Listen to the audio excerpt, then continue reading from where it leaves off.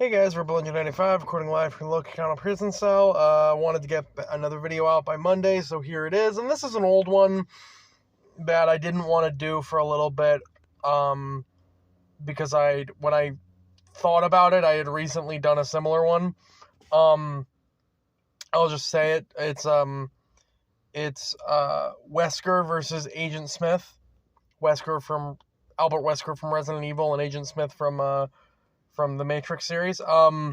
This is topical because not too long ago, Agent Smith was revealed in Multiverses, so there you go. But a while ago, I think like two, maybe even 3 years ago by this point, I did Wesker versus Neo, right? And that was a fight that I'd had many, many years ago. In fact, it might have been many years ago that I did it. I forget. But I did Wesker versus Neo. And that was mainly just based on how they looked, and I thought it would be a cool 3D fight because of the way that they move and everything. There was a connection there between, like, you know, Neo's trying to save the human race from the Matrix, and Wesker's trying to, like, progress the human race to the next step of evolution and all that. But so they're both like saviors in their own minds, but not but one's like good, one's evil. And that was fine. But then I discovered Neo versus Tron, and I think that's a million times better as a fight. And I think this is probably better as a Wesker versus Matrix character fight. So I'm going to get into this because these two I think have a lot more in common than Neo did with Wesker, to be honest. So starting with Wesker, and I don't know if this is how it is on the thumbnail or in the title. I'm just starting with Wesker here. But starting with Wesker, so he was a child brought into a pre-Umbrella Corp experiment where they would try to, like, make him peak human and kind of make him excel in his own field, part of which by, like, isolated training and everything, but also by exposing him to a kind of like genetic mutation that would later make him superhuman. And this has happened to him like 3 times, by the way. So he eventually grew up and found another early strain of the G virus, which is the virus that creates the zombies and everything. My Resident Evil lore is not extremely good, so neither is my Matrix lore for that reason. So forgive me here if I make any mistakes. But when he kind of adopted the second, genetic mutation virus to himself, that's when he became absurdly superhuman. And if you guys don't know Wesker, he is up there. Like, he is kind of ridiculous.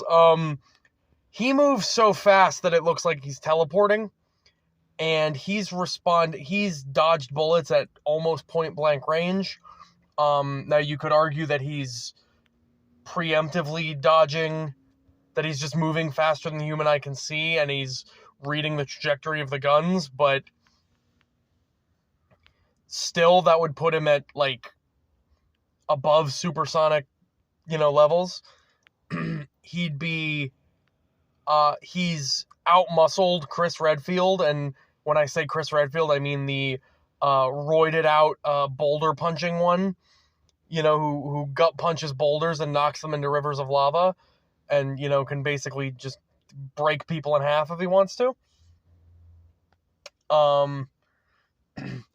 He's caught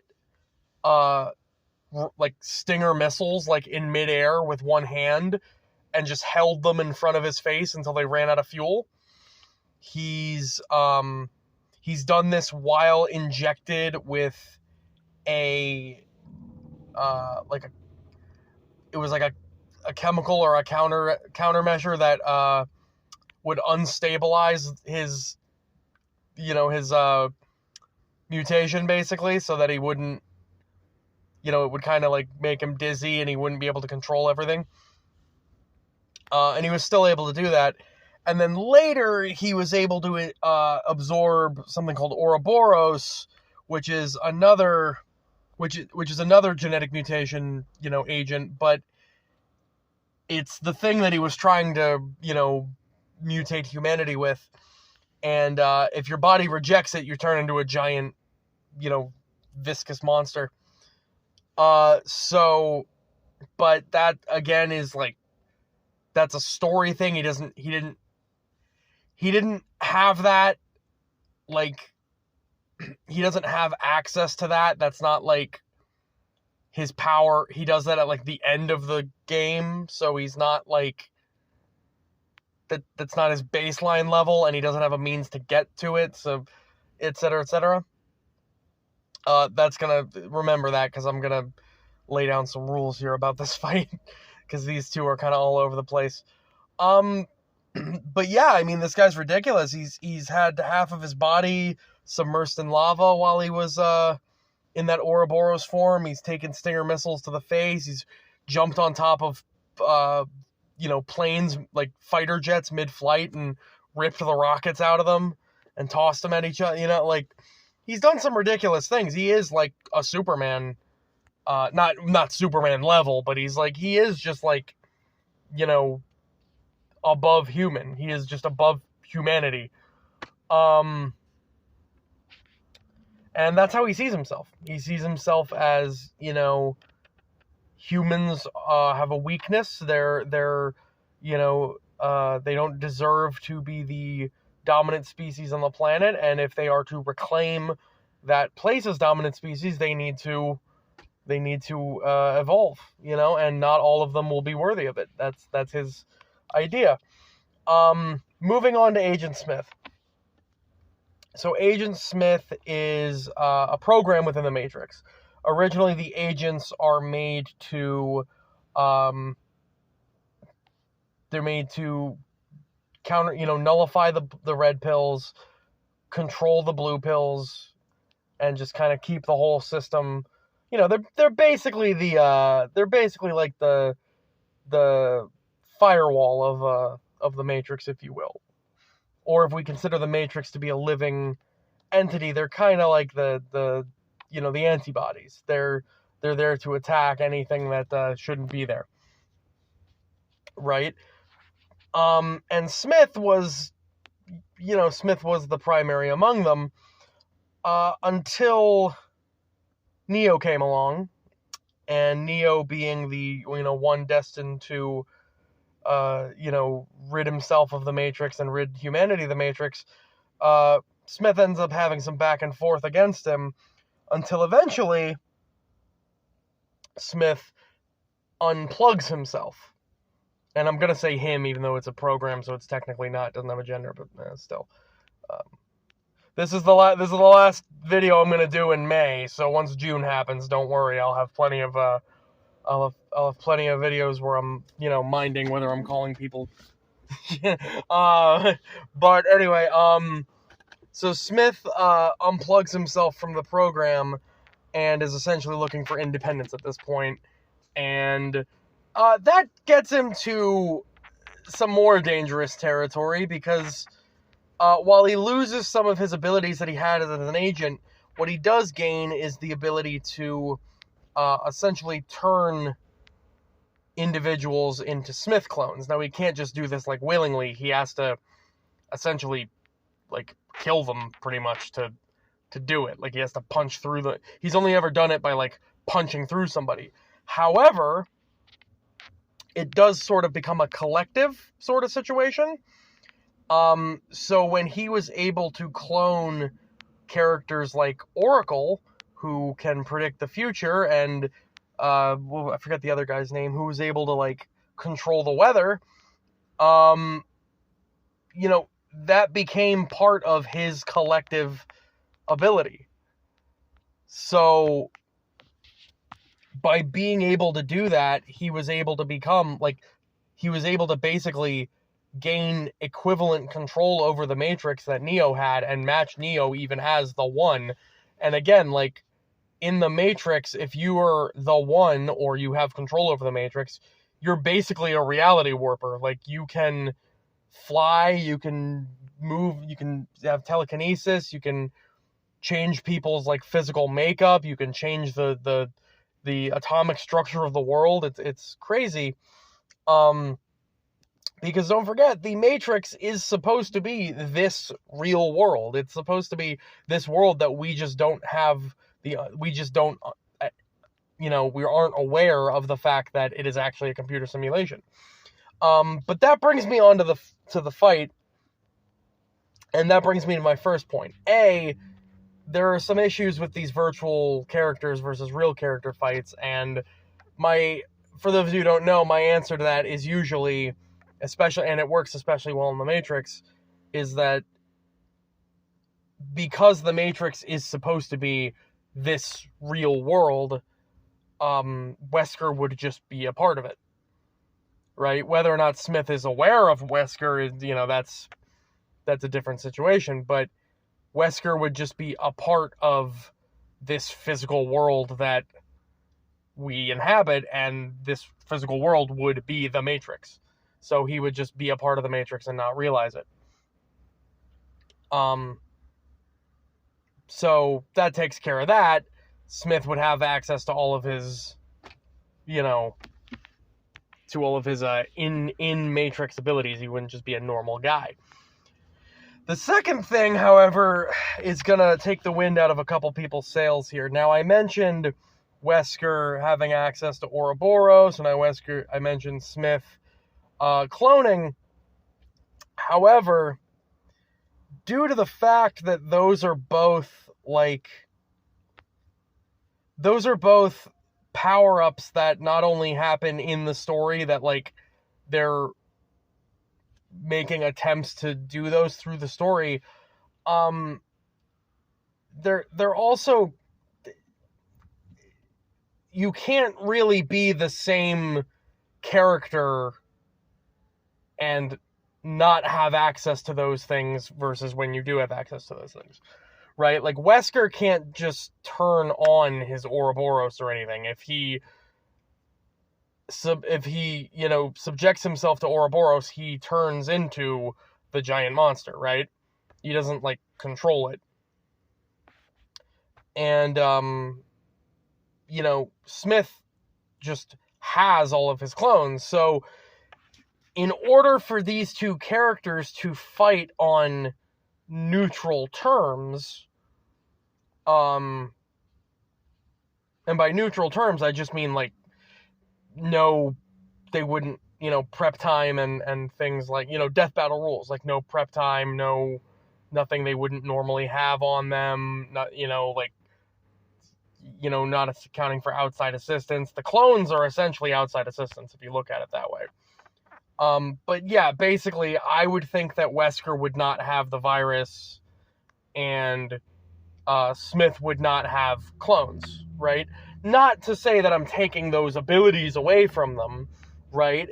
It's just that unless Smith is going to turn Wesker into a clone, you just wouldn't factor in the ability for Smith to use clones. And you wouldn't factor in Wesker's Ouroboros because, he doesn't, like, carry it on him or anything. It's he had to go find it and then expose himself to it, and then he immediately transformed. So, like, he's not going to start the fight as an Ouroboros monster, so it shouldn't be factored into the fight. In the animation, obviously, they would probably put both of these in. Smith would be punching random civilians and turning them into clones, and Wesker would find a giant thing of Ouroboros, but you wouldn't factor it into the results of the fight, is what I'm saying. Because, again, the clones are basically outside assistance, and then you have to calculate how many clones does Smith have. Are they just at the ready? Does he just bring them in whenever he wants? You know what I mean? Like, is that outside interference at that point?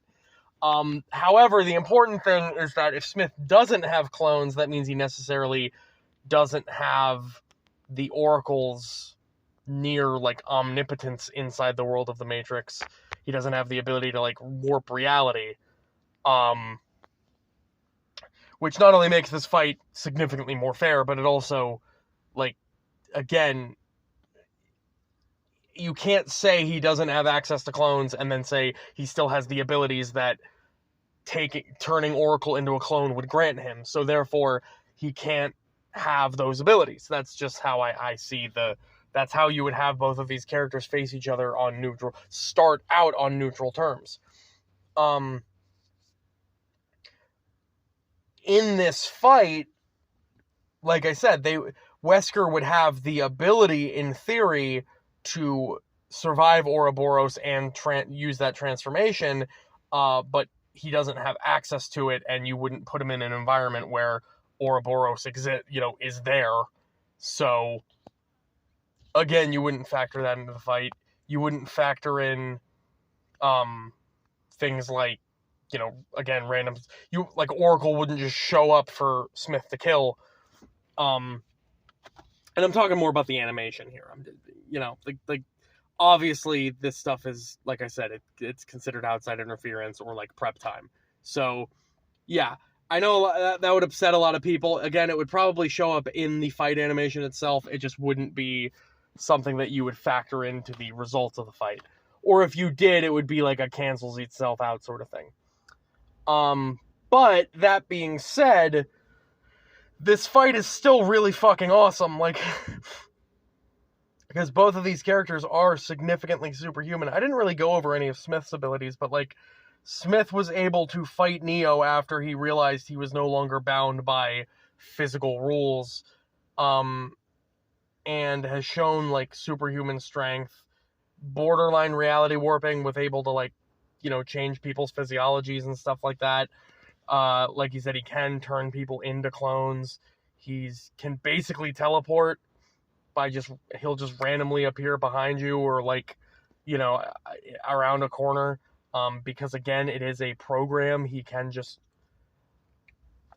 manipulate that program so that he can just be somewhere if he wants to be. Yeah, so in the context of this fight, how do I think this goes? Well, again, taking into consideration that the world they will be fighting in would be at least something akin to the Matrix, so that they are, but the Matrix as it pertains to the real world, Wesker would have no idea how to utilize that. He wouldn't have any idea, even if he realizes that he's in a simulation, he wouldn't have any idea how to manipulate that, so he would just keep doing what he was doing. As far as, like, Smith wouldn't have knowledge of the enhancements that Wesker has, so he wouldn't be able to counter them with, like, a synthetic chemical like they did in Resident Evil 5. However, the real question is basically a matter of strength, durability, etc., because, which is, funny how I named all these factors and outliers and stuff, and it's basically going to come down to who's stronger, faster, more durable. Because, again, we've never seen Smith able to clone somebody unless he was able to, like, physically, like, subdue them, unless he was able to basically kill them. And we know Wesker has an insane healing factor. So even if so that might be the only way Smith has around that, is if Smith can, like, punch through Wesker, he can clone him. Right? He can actually, like, he can just manipulate his data and turn him into a clone, rather than having Wesker heal himself. By that same token, without these, like, godlike abilities that he absorbs from being, from absorbing the Oracle, I don't know that we've seen Smith do anything on par with Wesker, like, at Wesker's peak, not counting Ouroboros. So there is, like, Wesker has all this martial arts and training and everything, his, being an agent of STAR and an Umbrella agent and everything, but by that same token, Smith has also, like, literally just been programmed with everything that he needs. So,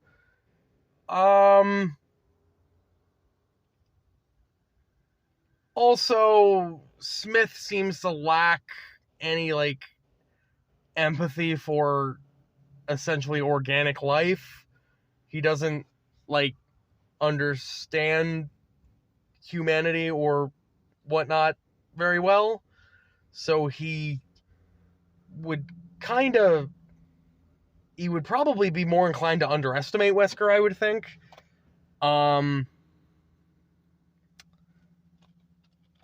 Yeah, I mean, this is a weird fight to think about because, again, they're both basically teleporting. They're both superhumanly strong. They're both borderline unkillable.